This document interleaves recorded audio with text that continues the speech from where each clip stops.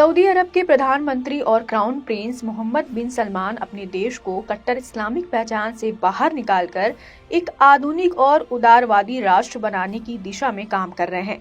इसके लिए उन्होंने विजन 2030 नाम की योजना बनाई है, जिसका लक्ष्य सऊदी समाज में खुले विचारों को बढ़ावा देना है।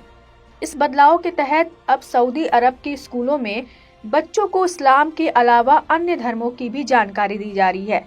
मोहम्मद बिन सलमान का मानना है कि इस्लामिक शिक्षा को समय के हिसाब से समझने और अपनाने की जरूरत है।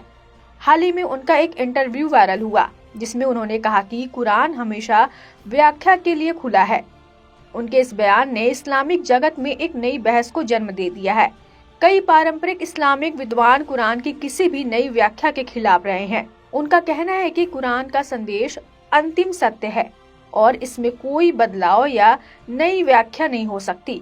इससे पहले भी मोहम्मद बिन सलमान ने कई ऐसे फैसले किए हैं जो रूढ़िवादी मुसलमानों को असहज कर चुके हैं, जैसे कि उन्होंने सऊदी अरब में मस्जिदों में लाउड स्पीकर की इस्तेमालों पर कुछ सीमाएं लगाई थीं। इसके अलावा साल 2023 में उन्होंने हदीस दस्तावेजीकरण प्रोजेक्ट शुरू करने का आदेश दिया था।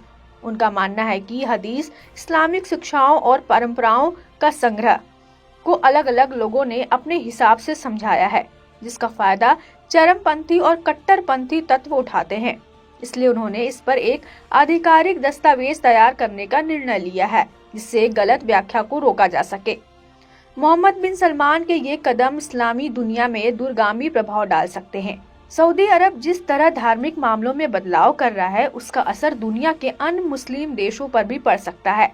पाकिस्तान जैसे देशों में इस निंदा के मामलों में मौत की सजा दी जाती है और भारत में भी कई बार इसके खिलाफ कट्टरपंथी मांगे उठती रही हैं।